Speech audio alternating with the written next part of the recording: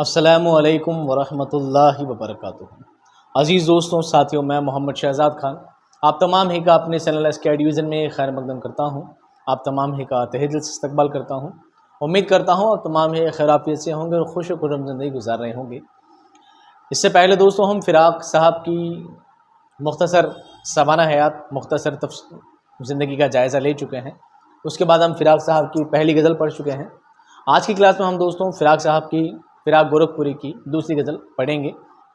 काफ़ी लंबी गज़ल है, 20 शेर हैं। आपके सिलेबस में, सेकंड ग्रेड के सिलेबस में सबसे लंबी गज़ल यही है, सबसे ज़्यादा शेर इसी में है।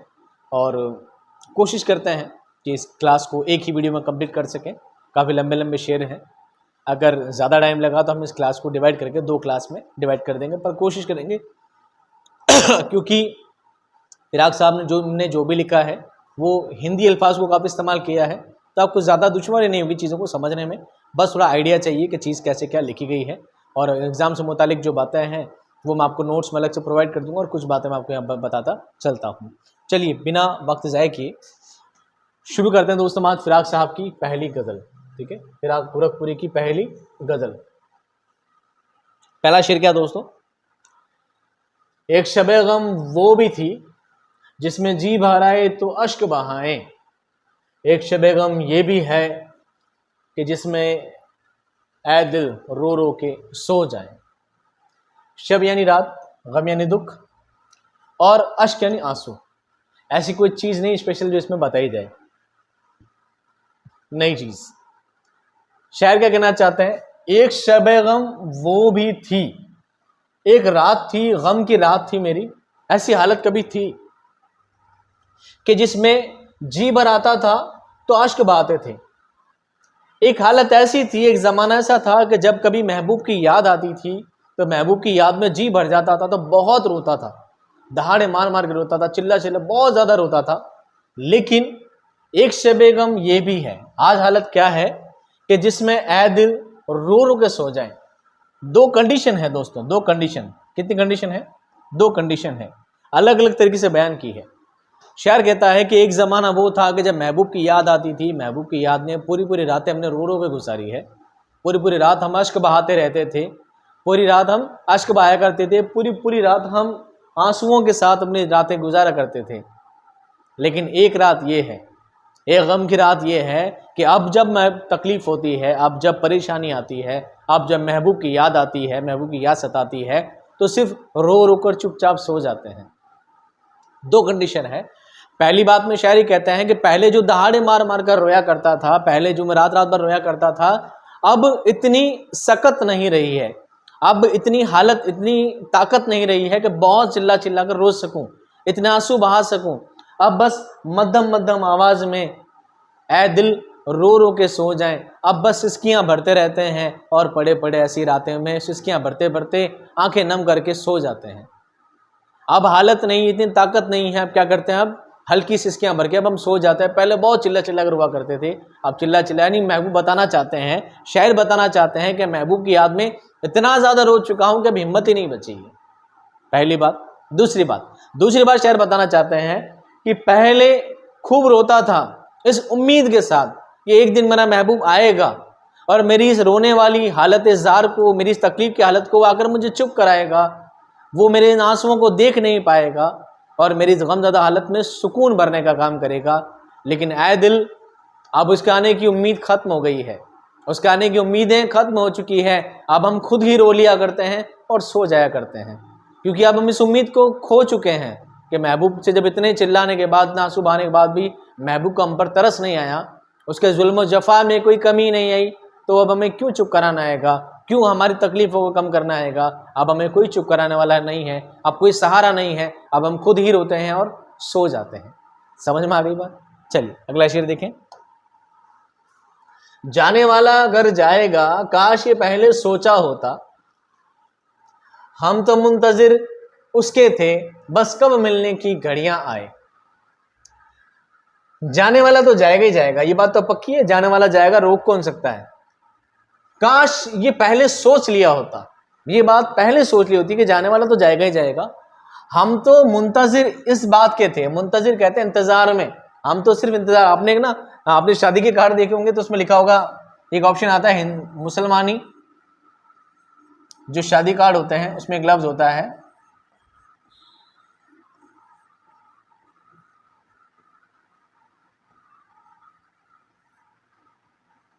और उसके बाद घर वालों के नाम होते हैं। आपने ये पढ़ा होगा, दीदार के मुंतजिर पढ़ा होगा ना, शादी कार्ड में बहुत ज्यादा दीदार के मुंतजिर, मुंतजिर कहते हैं इंतजार में, दीदार कहते हैं देखने, आपके देखने के दीदार में, आपके देखने के इंतजार में। कौन है? हम सारे लोग हैं, हम चाहते हैं आप हमारे घर में शादी में मेहमान बनकर आए। तो शायर कहते हैं हम तो मुंतजिर थे, सिर्फ इस बात का मैं इंतजार में था कि कब मिलने की घड़ियां आए। बात को दोनों तरीके से आप समझ सकते हैं बात को। शायर कहता है, खुद के लिए कहता है कि जाने वाला जाएगा, महबूब का एक दिन जाने का तय है, जाने वाला जाएगा, और काश ये बात मैंने पहले सोच ली होती, काश ये बात मैंने पहले सोच ली होती कि महबूब का तो एक दिन जाना क्या है, तय है। लेकिन हम तो मुंतजिर इस बात के थे, हम तो मुंतजिर इस बात के थे, इस बात ने हमको बड़ा परेशान करके रखा था, इस बात के इंतजार में हमेशा रहे कि बस कब मिलने की घड़ियां आए। ना जाने वो घड़ियां कब आएगी, ना जाने वो वक्त कब आएगा कि हम अपने महबूब से मिलेंगे, कब हमारे महबूब से हमारी क्या होगी, मुलाकात होगी। ये दिन ना जाने कब आएगा, महबूब से मिलने के इंतजार में मैं हमेशा रहा, लेकिन अब वक्त क्या है, अब तो महबूब जा चुका है। और ये बात शायद महबूब से मुखातिब होकर भी कह सकते हैं कि मैं तो एक दिन चला जाऊंगा, मैं तो एक दिन चला जाऊंगा, मैं तो खुद इसके इंतजार में था, मैं तो हमेशा इस बात का इंतजार करता रहता था कि ना जाने कब हमारे मिलने की घड़ी आएगी, एक ना एक दिन तो हमारी मुलाकात जरूर होगी, एक ना एक दिन तो हमारा विसाल जरूर होगा। मैं जिंदगी भर इस बात के इंतजार में था, लेकिन अब मेरा तो जाने का वक्त आ चुका है, अब तो मैं मरने वाला हूं। काश तूने ये बात पहले सोच ली होती ऐ मेरे महबूब कि जाने वाला जाएगा, काश वो पहले सोच लेती तो आज हमारा मिलन हो चुका होता, आज हम एक दूसरे के हो चुके होते। लेकिन तूने जिंदगी भर हमें इस बात के इंतजार में रखाया कि एक न एक दिन हमारा मिलन होगा, एक दिन हमारी मुलाकात होगी। लेकिन अब वक्त यह है, अब वक्त यह है कि मैं इस इंतजार में क्या हो गया है, इन घड़ियों में मेरा अब जाने का वक्त करीब है, और तू है कि क्या कर रही है, अब मुझे बोल रही है जाने वाला तो जाएगा, ये बात तूने पहले सोच ली होती। दोनों पैराए में आप इस चीज को देख सकते हैं। अगला शेर देखिए, अगला शेर देखिए, अलग अलग बहती रहती है, अलग अलग बहती रहती है हर इंसान की जीवन धारा, देख मिले कब आज के बिछड़े, ले लूं बढ़ के तेरी बलाएं। बड़ा सिंपल सा शेर है, कोई ज्यादा से टिपिकल वर्ड नहीं है कि मैं आपको अलग समझाऊं। अलग अलग बहती रहती है, हर इंसान की जिंदगी अलग चलती है, हर इंसान की जीवन धारा, जीवन धारा जीवन जीने का तरीका, जीवन धारा हिंदी वर्ड है, इसको और हिंदी में क्या समझाएं। अलग अलग बहती रहती है हर इंसान की जीवन धारा, हर इंसान की जिंदगी का फ्लो, हर इंसान की जिंदगी का ढंग बिल्कुल अलग अलग तरीके से बहता है। किसी इंसान की जिंदगी खुशियों में बीतती है, किसी इंसान की जिंदगी गमों में गुजरती है, तो सबकी जिंदगी अलग अलग गुजरती है। देख मिले कब आज के बिछड़े, ले लूं बढ़ के तेरी बलाएं। अब शायर महबूब से कह रहे हैं कि देखो हर इंसान की जिंदगी अलग अलग तरीके से गुजरती है, अलग अलग इंसान की जिंदगी का अलग अलग फ्लो होता है, तो देख ले अब हम आज मिल रहे हैं, अब हमारी मुलाकात हो रही है, तू मुझसे मिलकर जा रहा है, तो जाने से पहले मैं तेरी बलाएं ले लूं। ये बलाएं लेना क्या है दोस्तों, मुहावरा है। आपने मारवाड़ी में या औरतों में देखा, लेडीज में प्रथा यूं करके अंगुलियां से बलाएं लेकर उंगलियां तोड़ना, इसको बलाएं लेना बोलते हैं कि आपकी सारी तकलीफें, आपका आने वाली सारी मुसीबतें मैं अपने ऊपर ले लेता हूं, इसका मतलब ये होता है। तो शायर ये कहना चाह रहा है कि देख अब आज मिलने के बाद ना जाना हमारी मुलाकात वापस कब हो, या वापस हम कभी मिले ना मिले, इससे पहले मैं क्या करूं, आपकी क्या ले लूं, लेकर बढ़ के आपकी सारी बलाएं ले लूं, आपकी सारी बलाएं अपने सर ले लूं, ताकि आपकी जिंदगी खुशियों हाल बीते। ठीक है, सिंपल सा शेर है। अगला शेर देखो दोस्तों, सबको अपने अपने दुख हैं, सबको अपनी अपनी पड़ी है, ऐ दिल गम की तेरी कहानी कौन सुनेगा, किसको सुनाए। एक लफ्ज है सुनाए और एक है सुनेगा। असल लफ्ज है सुनना,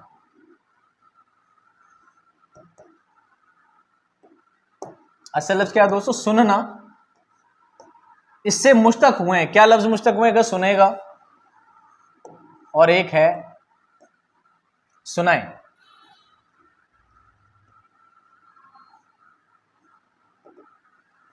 जब किसी शेर में एक मस्दर से दूसरे अल्फाज निकले हुए इस्तेमाल किए जाते हैं। लफ्ज असल क्या है? सुनना। सुनना से बना है सुनेगा, सुनाए, सुनाता है, सुनता है, सुनेगा, सुनियो, सुना है। ये सब वर्ड अगर एक साथ इस्तेमाल हो जाएं, जिस शेर में इस्तेमाल हो जाएं, वहां पे होती है दोस्तों सनाअत इश्तिकाक। क्या होती है? मैंने मेंशन नहीं किया है पर आप इस बीच बात को ध्यान रख लेना।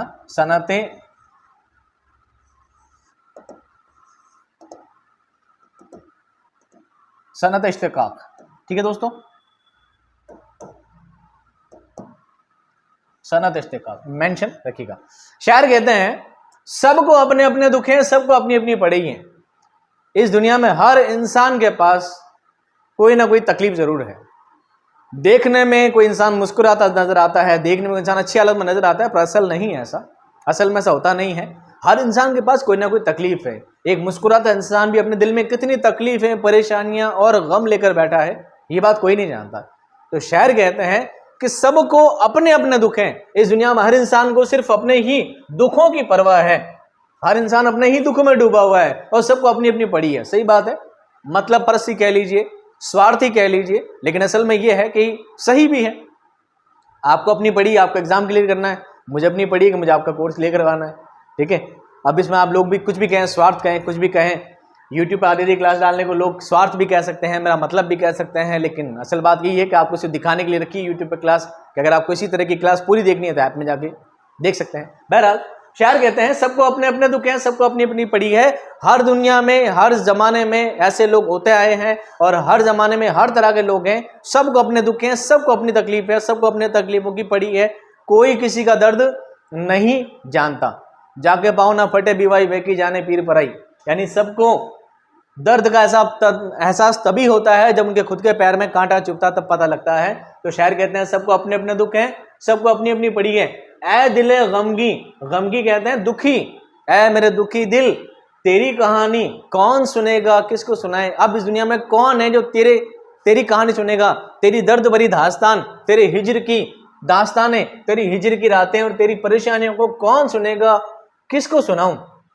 यहाँ तो हर इंसान अपने ही गमों में डूबा पड़ा है।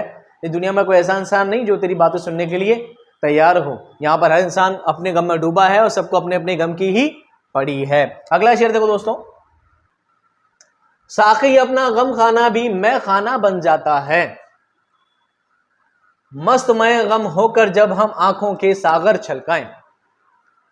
साकी किसे कहते हैं दोस्तों? जाम भरने वाला, शराब पिलाने वाला, जाम भरने वाला। गम खाना यानी दुख, दुख भरा दिल। मैं खाना जहां पर शराब मिलती है ना, शराब मिलती है, वो मैं खाना बन जाता है। साकी शराब भरने वाला। मस्त मैं गम, मैं यानी शराब, सागर यानी प्याला।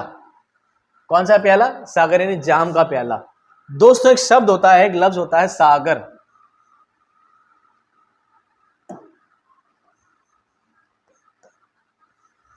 इस सागर का मतलब है सागर, हिंदी में होता है ना सागर, समुद्र, नदी, कुछ भी लिखो। एक होता है सागर, सागर इसका मतलब होता है प्याला, इसको आप समझ सकते हैं जाम, जाम का प्याला, इसको बोलते सागर। इस सागर और सागर में भी फर्क है, सागर और सागर में भी फर्क है। ये सागर है, इस सागर का मतलब है जाम या प्याला। अब यहां पर मैंने सनत लिखी है, सनत मुराअतुन नजीर, सनत मुराअतुन नजीर। शेर में जब कुछ ऐसे लफ्ज आए जिनका आपस में कुछ कनेक्शन हो, जिनका आपस में कुछ कनेक्शन हो लेकिन एक दूसरे की जिद ना हो, एक दूसरे की जिद ना हो, एक दूसरे से मुश्तक ना हो। जैसे एक लफ्ज है साकी, साकी यानी कौन? जाम भरने वाला। एक लफ्ज है मैखाना, मैखाना मतलब जहां पर शराब बनती हो, जहां पर शराब मिलती हो। एक है मैं यानी शराब, और एक है सागर यानी शराब का जाम यानी प्याला। ये सभी चीजें आपस में कनेक्शन रखती है लेकिन एक दूसरे के मुतजाद नहीं है, एक दूसरे के मुतरादिफ नहीं है, एक दूसरे के वाही जमा भी नहीं है, लेकिन कनेक्शन सबका है। जैसे आपने मीर तकी मीर का एक शेर सुना होगा, पत्ता पत्ता बूटा बूटा हाल हमारा जाने हैं, जाने न जाने गुल ही जाने बाग तो सारा जाने हैं। तो पत्ता पत्ता एक, बूटा बूटा दो, हाल नहीं जाने गुल तीन और बाग चार। बताओ इन सब आपस में क्या है? मुतरादिफ तो नहीं है, मुतजाद भी नहीं है, एक दूसरे का भाई जमा भी नहीं है, लेकिन सबका कनेक्शन है, सबका आपस में एक जुड़ाव जरूर है। क्या जुड़ाव है? ये जुड़ाव है कि सभी एक चीज से मुंसलिक हैं। यहां पर भी बात चल रही है दोस्तों, यार एक शेर में साकी, मैं खाना और सागर चारों ही लफ्ज आपस में एक दूसरे से कनेक्टेड हैं, इसलिए यहां पर शब्द क्या है? मुरातुन नजीर। नजीर मतलब होता है उदाहरण, एग्जाम्पल। ये सब एग्जाम्पल हैं कि एक ही चीज से बिलोंग करते हैं। समझ में आया? एक लफ्ज और देखो, मान लीजिए एक आपको ना एक कौन सा एग्जाम होता है वो, चलो याद नहीं आ रहा मुझे, छोड़ो। वो एग्जाम होता है क्रिटिकल, जिसमें ना तीन चीजों का समूह दिया जाता है, चौथा समूह अलग करना होता है। समूह वाले एग्जाम होते हैं ना, ठीक में एकदम से दिमाग में, जहन में एकदम मुंह पर नहीं आ रहा। तो असल में क्या होता है, एक समूह है जिसमें लिखा है टीचर, स्टूडेंट, हेडमास्टर, स्कूल। ये चारों आपस में क्या है? ये चारों आपस में कनेक्टेड हैं। इन चारों का आपस में कोई रिश्ता तो है, ये चारों आपस में भले बाप बेटे नहीं है, भाई भाई नहीं है, भाई जमा नहीं है, कुछ भी नहीं है, लेकिन चारों का आपस में एक रिश्ता है कि ये तीनों चारों लोग एक स्कूल वर्ड से कनेक्टेड हैं। लेकिन झुंड यूं आ जाए, एक स्कूल, एक टीचर, एक हेडमास्टर और एक पुलिस, इनका आपस में कोई कनेक्टेड नहीं है, पुलिस की वजह अलग हो जाएगा। इस तरह का सवाल बनते हैं। बहरहाल मैं कहना ही चाह रहा था, तो यहां पर जब चार चीजों का यानी कुछ चीजों का ऐसा समूह जिनमें कुछ ऐसे लफ्ज आए जो एक दूसरे से कहने के कनेक्टेड हो, वहां पे सनत होती है, सनत मुरातुन नजीर। ये मैं सनत वाला टॉपिक में डिटेल में समझा दूंगा आपको कुछ और एग्जाम्पल के साथ। यहां पर शायर कहते हैं, साकी अपना गम खाना भी मैं खाना बन जाता है। ऐ साकी है शराब पिलाने वाले, मेरा दिल खुद गम खाना है। इतना गम भरा पड़ा है मेरा दिल, ये खुद मैं खाना बन जाता है। जैसे कोई शराब पिलाने वाली जगह बन जाती है। कब बन जाती है? मस्त मैं गम होकर, जब मैं बहुत ज्यादा गम में हो जाता हूं, बहुत ज्यादा गम में डूब जाता हूं, आंखों के सागर छलकाएं। यानी जब शराब पिलाने वाली जगह पर, मैं पिलाने वाली जगह पर, जहां पर बहुत सारे शराबी और रिंद लोग होते हैं, वहां पर क्या जगह जगह जाम छलकाए जाते हैं, ढुलती रहती है, हाथों से शराब ढुल रही है, इतने नशे में धुत होते हैं कि साकी उनको शराब भरता जाता है और वो शराब ढोलते ढोलते पीते रहते हैं। शायर भी कहता है, मेरा दिल भी क्या हो जाता है, मेरा गम कदा भी, मेरा गम खाना मैं खाना बन जाता है तब जब मैं बहुत गम में डूब जाता हूं और मेरी आंखों से क्या छलक जाते हैं? आंसू छलक जाते हैं, मानो कुछ शराब छलक गई हो। शायर ने आंखों को क्या कहा है? कोई जाम कहा है। क्या कहा है? आंखों को जाम का प्याला कहा है। आज का हमारा आखिरी शेर, फाइनली क्या है शेर? देखिए, रात चली है जोगन बनकर, बाल सवारे लट झटकाए, छुपे फिराक गगन पर तारे, दीप बुझे और हम भी सो जाएं। इसमें बहुत डीप फीलिंग लिखी है शायर ने, आप देखिए इस बात को। रात चली है जोगन बनकर, जोगन एक होता है जोगी, एक होता है जोगन। किसी के इश्क में जोग सिधार जाना, इन दुनिया की चीजों से विरक्त हो जाना, जोगी और जोगन हिंदी के वर्ड हैं, जोगन कहते हैं इसको, ठीक है। तो जोगन जिस तरह निकलती है अलहड़, उसको कोई होश नहीं रहता, अलहड़ मस्ती में निकल रही होती है। बाल सवारे लट झटकाए, बालों को सवारती हुई लटों को झटकाती जोगन निकल रही है। ऐसी ही क्या हो चुकी है? रात जा रही है, रात भी जा रही है, जोगन की तरह निकल रही है। छुपे फिराक गगन पर तारे, गगन पे आसमान पर तारे छुप गए हैं, दीप भी बुझ गए हैं, दिए सारे बुझा दिए गए हैं, हम भी सो जाएं। असल में इसका मुद्दा क्या है पता आपको? असल मुद्दा यह है, शायर, छोटा लिख देता हूं मैं,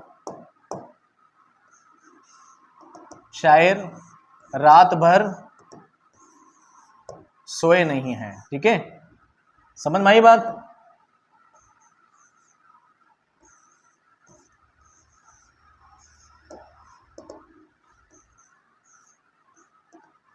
शायर रात भर दोस्तों सोए नहीं है, पूरी रात हो गई लिखते लिखते लिखते, इस गजल को लिखते लिखते। कितनी लंबी गजल है, मुझे पढ़ाने में 1 घंटा लग गया, तो लिखने में पूरी रात तो निकली होगी, जाहिर सी बात है। शायर कह रहे हैं पूरी रात निकल गई है, इस गजल लिखते लिखते लिखते मैं कहाँ फीलिंग में खो चुका हूं, और रात भी जा चुकी है। रात को जाने को एक तशबीह दिया उन्होंने, बस एक तरीका बताया, जोगन जिस तरह जाती है, रात भी जा चुकी है। गगन में तारे छुप गए हैं, छुप गए मतलब सुबह होती है सारे तारे गायब हो जाते हैं, तो उस गगन में तारे छुप गए हैं, सारे तारे भी छुप गए हैं, और दीप बुझा दिए गए हैं, क्योंकि रात को चिराग जलाते हैं, शमा जलाते हैं, लेकिन अब सुबह हो गया तो सारे लोगों ने दीप बुझा दिए हैं, क्योंकि सुबह का उजाला आ गया है। तो कह रहे हैं छुपे फिराक गगन पर तारे, या फिराक गगन में तारे छुप गए हैं, दीप जल गए हैं, सारे काम हो गए, गजल लिखते लिखते क्या हो गई, मुझे तो सुबह हो गई है, मुझे तो अपना होश ही नहीं रहा। और फाइनली क्या हुआ है, अब मुझे भी क्या करना चाहिए, सो जाना चाहिए। अब मुझे भी क्या करना चाहिए, सो जाना चाहिए, क्योंकि मैं तो पूरी रात लग गई इस गजल को लिखते लिखते। फाइनली शायर ये बताना चाहते हैं कि मैं गजल इस शिद्दत से लिखता हूं कि जब मैं गजल लिखने बैठता हूं तो मुझे वक्त का क्या नहीं होता, पता ही नहीं चलता। और जब लिखते लिखते लिखते क्या हो जाती है, रात की सुबह हो जाती है और मैं अपने होश से क्या हो जाता हूँ, बेखबर हो जाता हूँ। इस तरह शायर ने शिद्दत बयान की है। इस तरह दोस्तों आज फाइनली आपकी सारी गजलें कंप्लीट हो गई हैं। गजल वाला टॉपिक आपका कंप्लीट होता है। अगर आप ये क्लास यूट्यूब पर देख रहे हैं तो ये क्लास आपको मिली होगी आधी, ये क्लास मिली आपको आधी। पूरी क्लास देखने के लिए आपको क्या करना है, SK एडुविजन ऐप मोबाइल में डाउनलोड करना है, वहां पर आपको गजल कंप्लीट मिल जाएगी। मैं मिलता हूं आपको नेक्स्ट क्लासेस में शानदार एक्सप्लेनेशन, जबरदस्त वीडियो और बेहतरीन क्लासेस के साथ, बेहतरीन वीडियो के साथ। तब तक खुश रहिए, आबाद रहिए, खुदा हाफिज।